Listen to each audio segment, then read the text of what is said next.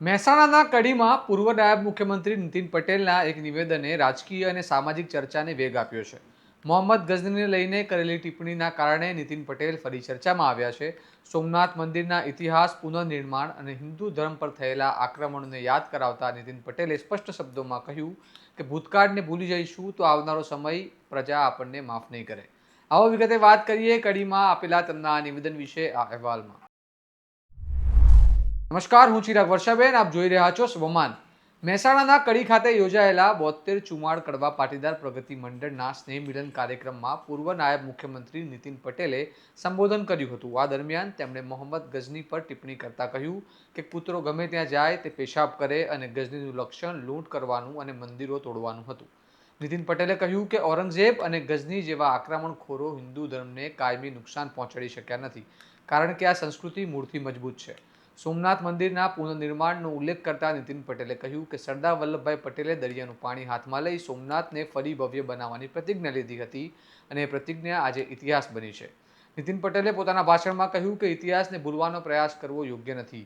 જો આપણે ભૂતકાળ ભૂલી જઈશું તો આવનારી પેઢી અને પ્રજા આપણને માફ નહીં કરે. યાદ રાખ્યો છે, જેમ મેં કીધું ને, સમય સાથે ના ચાલીએ તો સમય આપણને પાછળ રાખી દે છે.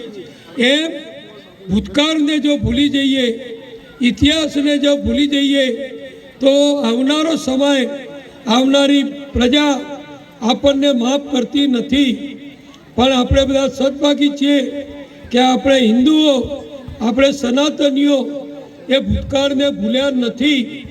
આપણે બધાએ હજારો વખત સાંભળ્યું છે, ઇતિહાસમાં વાંચ્યું છે, પુસ્તકોમાં વાંચ્યું છે, નવલકથાઓમાં વાંચ્યું છે અને આપણે જાણીએ છીએ કે ભૂતકાળમાં વિદેશી આક્રમણકારો જે મોટે ભાગે મુસ્લિમો હતા, એ મુસ્લિમોએ હજાર વર્ષ પહેલાં આપણા ભારત ઉપર મોટા મોટા આક્રમણો કરેલા.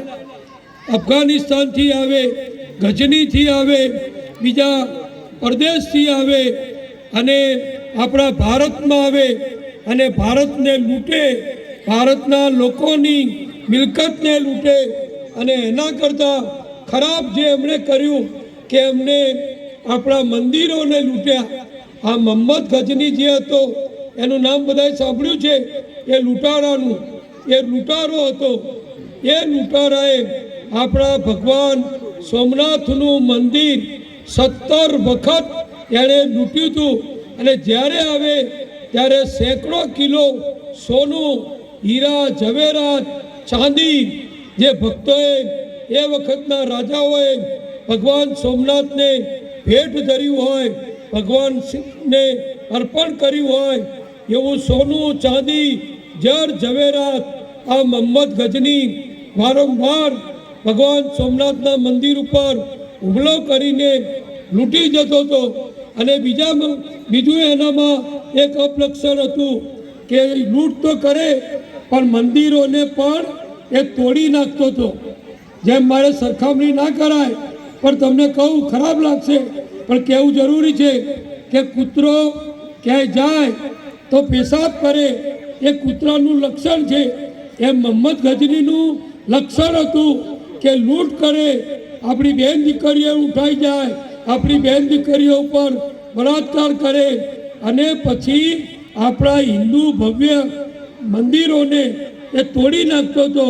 આવું સેંકડો વર્ષ સુધી આ મોગલોએ, આ મુસ્લિમોએ, આ વિધ્વંસકોએ એ આપણા ભારત ઉપર અનેક આક્રમણો કરી અને આખા ભારતને, ભારતની સંસ્કૃતિને, આપણા હિન્દુ ધર્મને ખૂબ મોટું નુકસાન કરવાનો પ્રયત્ન કરેલો. એમના મનમાં એમ હતું કે અમે આ મંદિરો લૂંટી લઈશું, અમે આ મંદિરો તોડી નાખીશું, આ જર ઝવેરાત, સોનું, ચાંદી બધું લૂંટી જઈશું, એટલે હવે નવા મંદિરો કોઈ બનાવશે નહીં. પણ એ ગઝનીઓ આવ્યા ને ગયા, બીજા કેટલાય આવ્યા ને ગયા, મોગલો આવ્યા ને ગયા, ઔરંગઝેબ આવ્યો ને ગયો. પણ એ બધાએ જે વિચાર્યું હતું કે અમે હિન્દુ ધર્મને, એના મંદિરોને કાયમ માટે નુકસાન કરશું, પણ એ હંમેશા ખોટો પડ્યો. આપણા હિન્દુઓએ, ગરીબ હોય કે તવંગર હોય, ભાઈ હોય કે બહેન હોય, ખેડૂત હોય કે વેપારી હોય, રાજા હોય કે રંક હોય, એ બધાએ જે તે જમાનાની અંદર આ લૂંટાયેલા મંદિરો, આ તોડાયેલા મંદિરો એ ફરીથી એમની શક્તિ પ્રમાણે, એમની તાકાત પ્રમાણે એ બાંધેલા.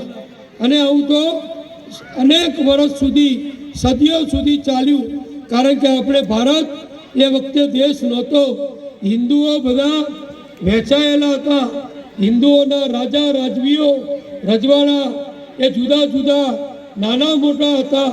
આપણામાં એકતા નહોતી, એટલે આ લોકોને આપણને લૂંટવામાં અને મંદિરો તોડવામાં સરળતા રહેતી હતી. પણ એમને ખબર નથી કે આ હિન્દુ ધર્મની તાકાત એવી છે. આ ભાગવદ્ ગીતા હોય, આ રામાયણ હોય, એમાં એવી શક્તિ છે કે આ હિન્દુઓને પ્રેરણા આપે છે.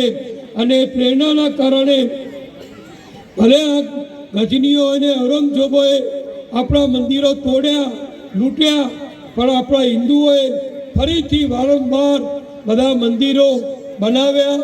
અને ઇતિહાસ તો અત્યારે સર્જાયો કે જ્યારે આપણો દેશ 1947માં આઝાદ થયો. આ સમગ્ર મામલે તમારું શું મંતવ્ય છે અમને કમેન્ટ બોક્સમાં જરૂર જણાવો. આવા અહેવાલો માટે સ્વમાનની ચેનલને લાઇક કરો, સબસ્ક્રાઇબ કરો, આ વિડીયોને શેર કરો અને જોતા રહો સ્વમાન. નમસ્કાર.